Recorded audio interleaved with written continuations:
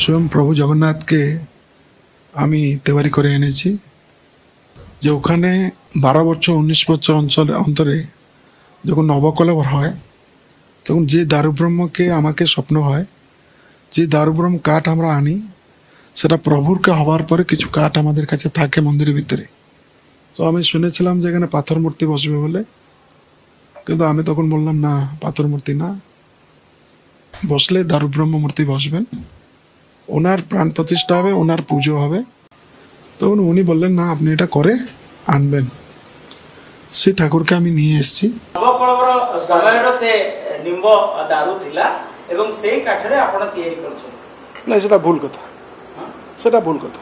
কোଉଟା ভুল କଥା? ଆପଣ ସେ ଜି ଟିଭି ରେ କହିଛନ୍ତି। ନାଇଁ ନାଇଁ, ମୁଁ କହିନି ସେମିତି, ସେ ଭୁଲ କଥା, ସେ ଭୁଲ କଥା କହିଛି। ସେଠି କ'ଣ ସାର୍ କହିଛନ୍ତି? ସେଠି ଗୋଟିଏ କଥା କୁହାହେଇଛି ଯେ ଜଗନ୍ନାଥ ମହାପ୍ରଭୁ ଯେତେବେଳେ ପଥର ମୂର୍ତ୍ତି ଦେଖିବା ପରେ ମୁଁ କହିଲି ଏଠି ପଥର ମୂର୍ତ୍ତି ପୂଜା ହେଇପାରିବ ନାହିଁ। दर्शक बंधु, दीघा जगन्नाथ मंदिर को नहीं बर्तमान जो चली वादानुवाद एवं बहुत जुक्तितर्क एवं जगन्नाथंकर दारूर कथा जो आसूची यह निश्चित भाव में एक सेंसेशनल इश्यू होइतिबारु यह नहीं सरकार मध्य चिठी कर मुख्य प्रशासक जी तापर आज से तदंत जारी रखते 1.5 घंटा रामकृष्ण दास महापात्र जहाँ को नहीं जिनस उठी से 1.5 घंटा प्रश्न पचरा जाइथिला केबेटू से चाबी नहीं थिले एवं से जो चाबी नहीं थिले से दारू जो घर रही से केते खंड दारू थिला एवं से दारू कुआड़े गला एवं से जो मीडिया रे मत रखिछन ताकू नहीं विभिन्न प्रकार प्रश्नर सामना करने पड़ता।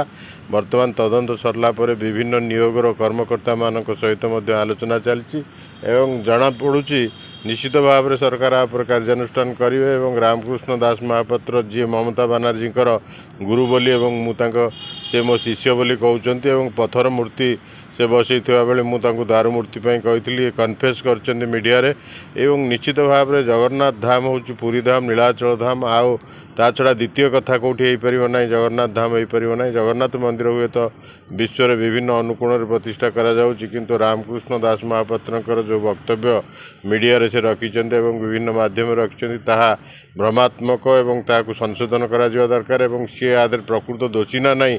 जदि से दोषी आईन रो ऊर्ध्वर केही नहन्ते एवं आईन से अनुसार कार्यानुष्ठान नवा दरकार एवं आपण ये जो वर्तमान आज जो तदंत बसला एवं विभिन्न सरकार कर्मचारी माने थिले, पुलिस भाई माने मध्य थिले, पुलिस उच्च पदस्थ कर्मचारी थिले, श्रीमंदिर मुख्य प्रशासक थिले एवं दैतापति निजोगर कर्मकर्ता मान मध्य थिले एवं आपर जो से बाहर को आसिला पाटरू किसी कथा बाहर नाई एवं यह निश्चित भाव में सांघातिक एक विराट भूल एवं जो भूल से करिसेंती से अक्षमणीय।